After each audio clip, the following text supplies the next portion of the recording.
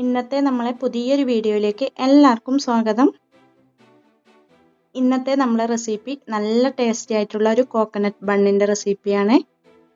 ഇത് നമുക്ക് ഓവനൊന്നും ഇല്ലാതെ തന്നെ വീട്ടിൽ വളരെ സിമ്പിളായിട്ട് ചെയ്തെടുക്കാൻ പറ്റിയ ഒരു റെസിപ്പിയാണ്. അപ്പോൾ വീഡിയോയിലേക്ക് കടക്കുന്നതിന് മുന്നേ ചാനൽ സബ്സ്ക്രൈബ് ചെയ്യാത്ത കൂട്ടുകാരെല്ലാം ഒന്ന് സബ്സ്ക്രൈബ് ചെയ്ത് സപ്പോർട്ട് ചെയ്യണേ. എന്നാൽ ശരി, നമുക്ക് വീഡിയോ കണ്ടു നോക്കാം. അപ്പോൾ ഇത് ഉണ്ടാക്കിയെടുക്കാൻ വേണ്ടി നമുക്ക് 250 കപ്പിന് ഇളം ചൂടുള്ള പാല് 1/2 കപ്പ് ഒരു ബൗളിലേക്ക് അങ്ങ് ഒഴിച്ചു കൊടുക്കാം. കൂടെ ഇതിലേക്ക് 1 ടീസ്പൂൺ ഇൻസ്റ്റൻറ്റ് ഈസ്റ്റ് നമ്മൾ ഇതിലേക്ക് എടുക്കുമ്പോൾ നല്ല പുതിയ ഈസ്റ്റ് തന്നെ എടുക്കാൻ വേണ്ടി ശ്രദ്ധിക്കണേ. പിന്നെ നമുക്കിതിലേക്ക് ഒരു 3 ടേബിൾ സ്പൂൺ പഞ്ചസാര ഇത്രയും ചേർത്ത് കൊടുത്തിട്ട് നമുക്ക് നല്ല പോലെ ഒന്ന് മിക്സ് ചെയ്ത് കൊടുക്കാം.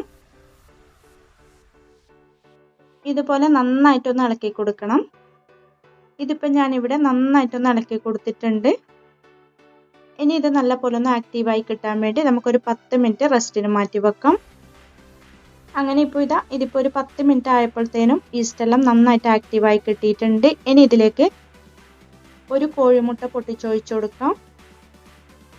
പിന്നെ നമുക്കിതിലേക്ക് 2 ടേബിൾ സ്പൂൺ വെജിറ്റബിൾ ഓയിൽ, പിന്നെ അല്പം ഉപ്പും കൂടെ ചേർത്ത് കൊടുത്തിട്ട് നല്ല പോലെ അങ്ങ് അടിച്ചെടുക്കണം.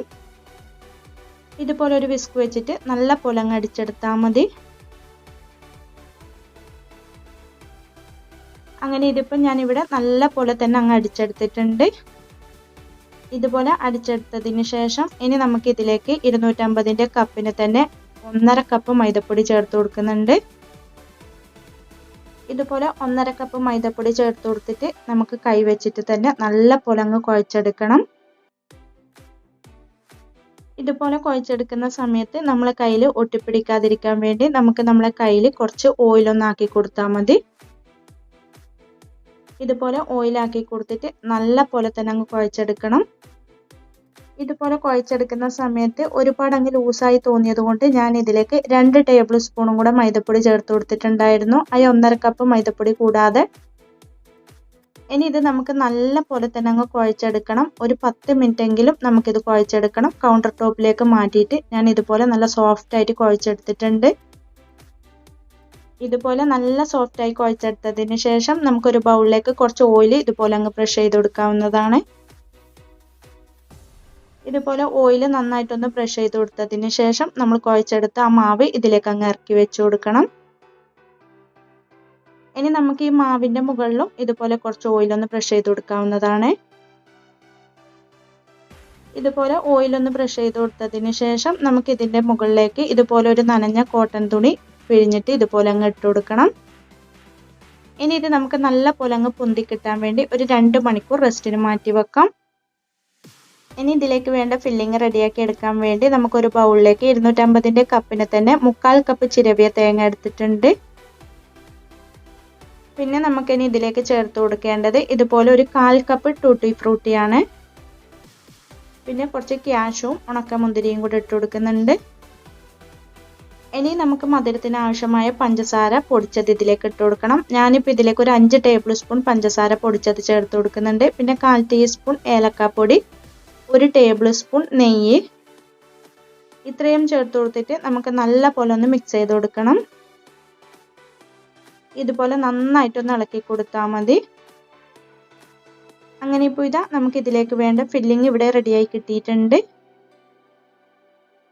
അങ്ങനെ ഇപ്പോൾ നമ്മളെ മാവ് റെസ്റ്റിന് മാറ്റി വെച്ചിട്ട് 2 മണിക്കൂർ ആയിട്ടുണ്ട്. 2 മണിക്കൂറെല്ലാം ആയപ്പോഴത്തേനും നമുക്ക് മാവ് ഡബിളായി കിട്ടിയിട്ടുണ്ട്.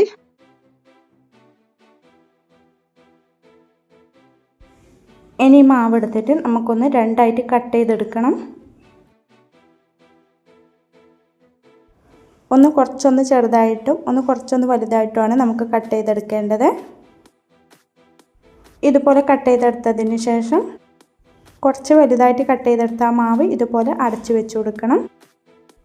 ഇനി കുറച്ച് ചെറുതായിട്ട് കട്ട് ചെയ്തെടുത്ത മാവ് കുറച്ച് പൊടി ഇട്ട് കൊടുത്തിട്ട് ഈ ഒരു കട്ടിക്ക് നമുക്ക് പരത്തിയെടുക്കാവുന്നതാണ്.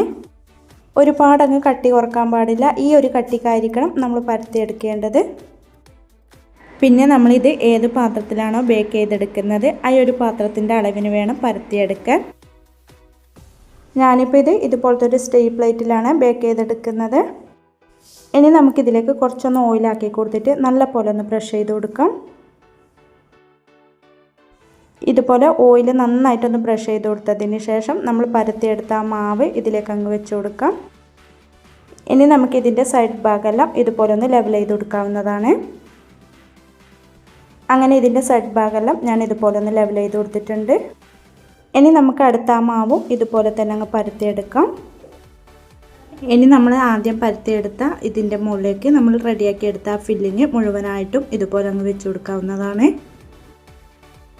സൈഡിൽ നിന്ന് ഇതുപോലെ കുറച്ച് ഗ്യാപ്പ് ഇട്ടിട്ട് വേണം നമ്മൾ ഫില്ലിങ് ഇതുപോലെ ഇട്ട് കൊടുക്കാൻ വേണ്ടി. അങ്ങനെ ഫില്ലിങ് മുഴുവനായിട്ടും ഞാൻ ഇതിലേക്ക് അങ്ങ് ഇട്ട് കൊടുത്തിട്ടുണ്ട്. ഇനി ഇതിൻ്റെ മുകളിലേക്ക് നമ്മൾ രണ്ടാമത് പരത്തിയെടുത്ത ആ മാവ് ഇതുപോലെ അങ്ങ് വെച്ച് കൊടുക്കണം.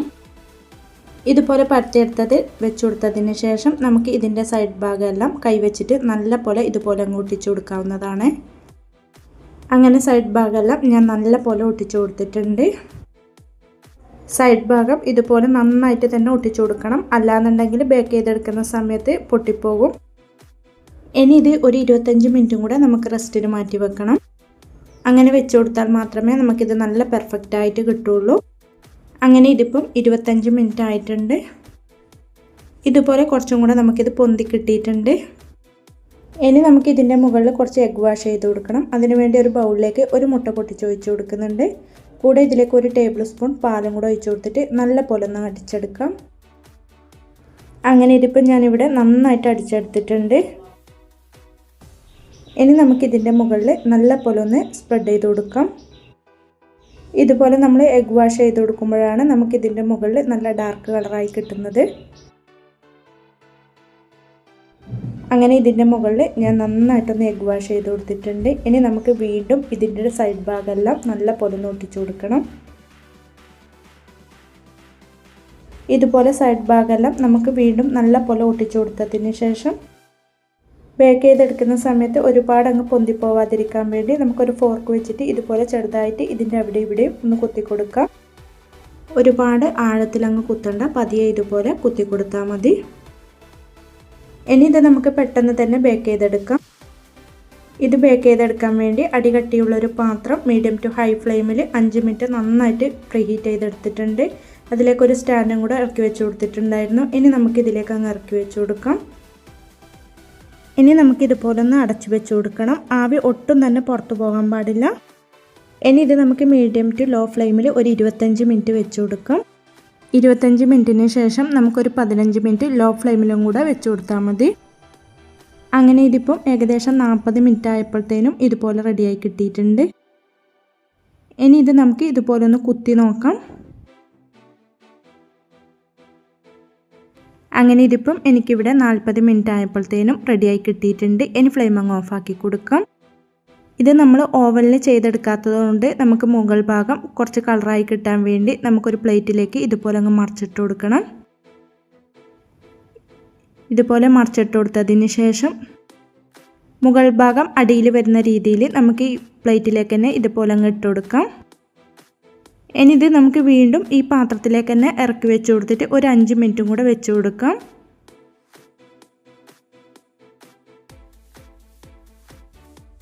അങ്ങനെ ഇതിപ്പം 5 മിനിറ്റ് ആയിട്ടുണ്ട്. ഇനി നമുക്ക് ഫ്ലെയിം അങ്ങ് ഓഫാക്കി കൊടുക്കാവുന്നതാണ്. ഇനി നമുക്കിതിൻ്റെ മുകളിൽ നല്ല പോലെ ഒന്ന് ബട്ടർ സ്പ്രെഡാക്കി കൊടുക്കണം. ഇതിൻ്റെ എല്ലാ ഭാഗത്തും എത്തുന്ന രീതിയിൽ നമുക്കിതുപോലെ ബട്ടർ നന്നായിട്ടൊന്ന് സ്പ്രെഡാക്കി കൊടുക്കാവുന്നതാണ്.